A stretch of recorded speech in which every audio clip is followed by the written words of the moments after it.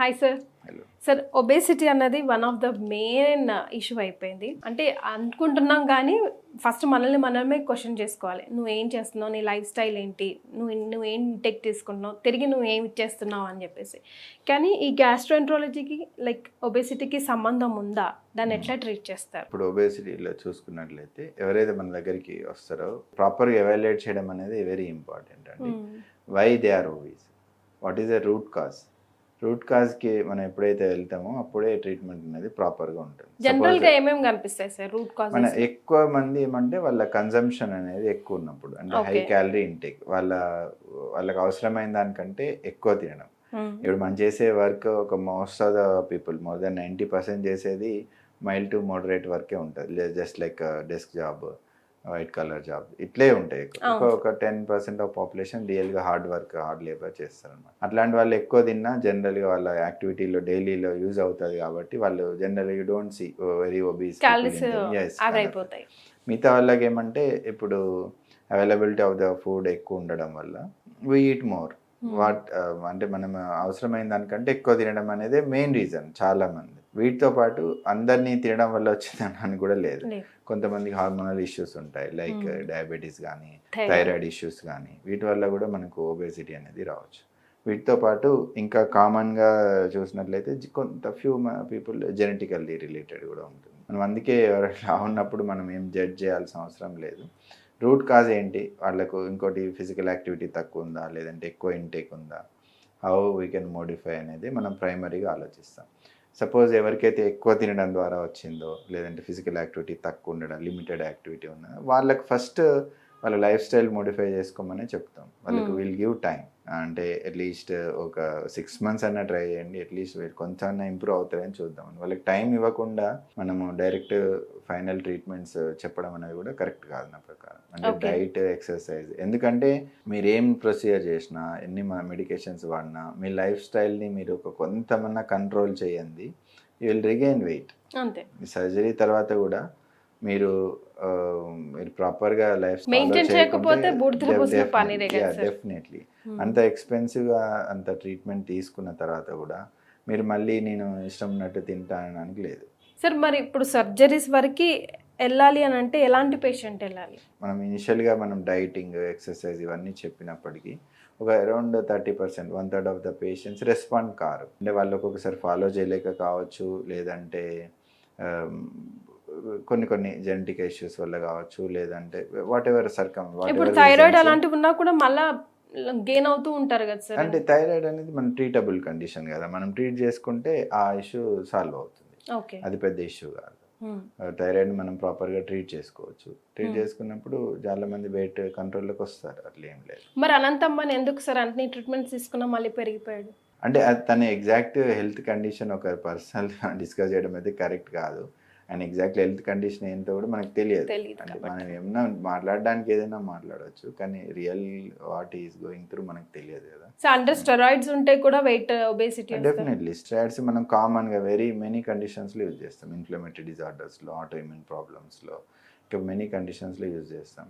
దానికి one of the side effect అనేది weight gain. So obesity ఉన్న వాళ్ళకి మనం రూట్ కాజెస్ తెలుసుకున్నాము, వాడికి 6 months 1/3 ఆఫ్ ద పేషెంట్స్ చెప్పారు రెస్పాండ్ కారు. వాళ్ళకు మనము నెక్స్ట్ మెడికల్ ట్రీట్మెంట్ కానీ, ఎండోస్కోపికల్ ట్రీట్మెంట్ కానీ, ఇంకా కొంచెం అడ్వాన్స్డ్ స్టేజ్, ఇంకా వెయిట్ ఇంకా ఎక్కువ ఉన్న 30, 35, 35, 40 అట్లా ఉన్న వాళ్ళకు డెఫినెట్లీ సర్జికల్ మెథడ్స్ మనం రికమెండ్ చేస్తాం. ఎలాంటివి అండ్ అవి ఎంతవరకు సేఫ్ సార్? ఇప్పుడు మనం ఎండోస్కోపికల్గా చూసుకున్నట్లయితే కొన్ని 2 మెథడ్స్ చేయొచ్చండి. గ్రాస్లీ, బెలూన్ ప్లేస్మెంట్ ఒకటి, రెండో విషయం ఒకటి సూచరింగ్ ఒకటి, ఎండోస్కోపిక్ స్లీవ్ గ్యాస్ట్రోప్లాస్టీ.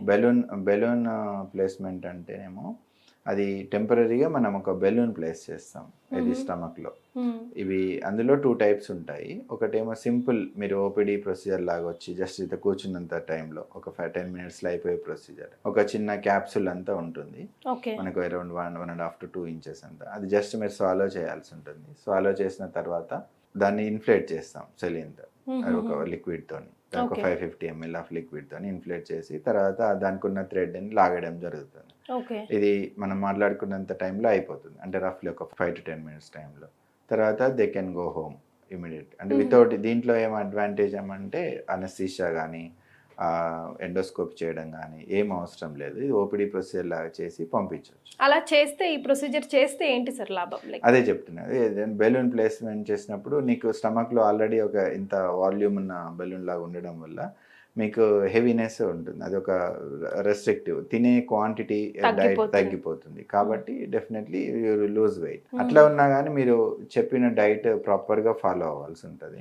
ప్రాపర్గా ఫాలో అయితే మీకు రఫ్లీ అరౌండ్ 15-20% మీరు డైటింగ్ చేసిన సివియాటిని బట్టి 15-20% ఆఫ్ వెయిట్ లాస్ అనేది ఎక్స్పెక్ట్ చేయొచ్చు. ఈ బెలూన్లో ప్రత్యేకత ఏమంటే, ఈ బెలూన్కి ఎండోస్కోపీ చేయడం అవసరం లేదు కదా, జస్ట్ ప్లేస్ చేసిన తర్వాత ఒక 4 months తర్వాత అది మామూలుగా కరిగిపోయి మోషన్లో వెళ్ళిపోతుంది.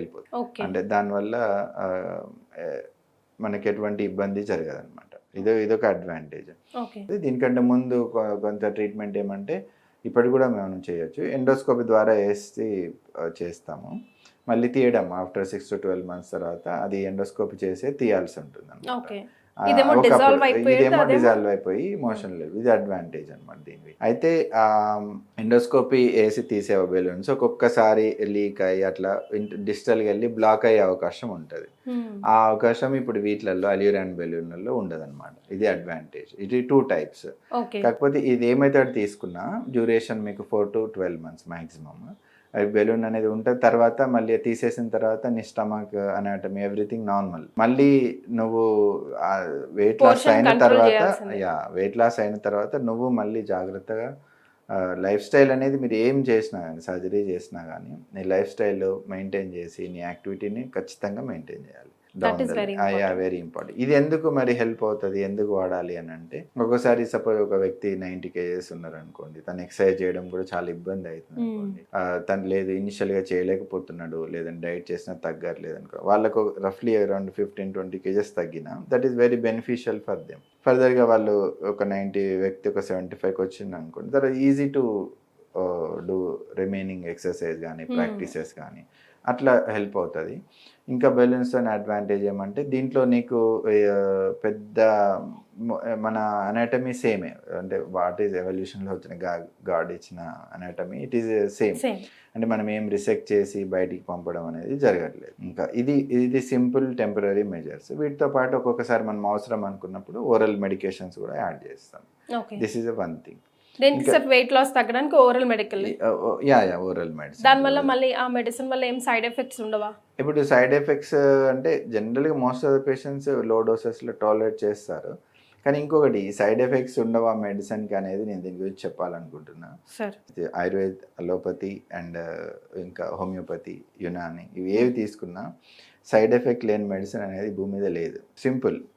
అది నువ్వు మార్కెట్ చేసుకోవడానికి నువ్వు ఏదైనా చెప్పొచ్చు. కానీ ఇప్పుడు అలోపతిలో అడ్వాంటేజ్ ఏంది, why it is superior nowadays అంటే, దానికి ఒక ప్రాపర్గా ఒక డ్రగ్ రావడానికి మనకి ఎన్నో ఫేజెస్ ట్రయల్, phase 1, 2, 3, 4 అని ఒక ఇయర్స్ టుగెదర్ రీసెర్చ్ చేసి, అది రీసెర్చ్ చేసిన క్రమంలో గ్రాడ్యువల్గా ముందు యానిమల్స్ మీద, తర్వాత ఫ్యూ మెంబర్స్ మీద, తర్వాత ఇంకా కొద్ది ఎక్కువ మంది మీద, అట్లా తర్వాత మార్కెట్లో వచ్చిన సర్వేలెన్స్ ఇవన్నీ చేసి ప్రూవ్ చేసినారు. కాబట్టి ఈరోజు అలోపతికి వాల్యూ ఉంది. అంటే అట్ ద సేమ్ టైం ఆయుర్వేదంలో లేదా సైడ్ ఎఫెక్ట్స్ అంటే తప్పు, డెఫినెట్లీ ఉంటాయి సైడ్ ఎఫెక్ట్స్. ఇంకా ఆయుర్వేదం ఈవెన్ మోర్ డేంజరస్ నేను చెప్తే. ఎందుకంటే దాంట్లో ఇప్పుడు అలోపతిలో ఒక సర్టెన్ మెడిసిన్ వాడితే నీకు ఈ డేంజర్ వస్తుందని మేము ముందే చెప్తాం. ఇంకోటి ఆయుర్వేదంలో వాళ్ళు ఎవరు వితౌట్ సైడ్ ఎఫెక్ట్స్ అనే నోషన్తోనే వెళ్తుంటాం ఎవరమైనా. అది తప్పు. ఆయుర్వేద మెడికేషన్స్ వాడి మా దగ్గర ఎంతోమంది లివర్ ఇంజురీస్తో వస్తారు, హెవీ మెటల్ పాయిజనింగ్తో వస్తారు. అది అంతే, అది తప్పని కాదు. ఆయుర్వేదం అని also one medicine science. I have lot of respect for that. అది కాదు ప్రాబ్లం. అది ప్రాపర్గా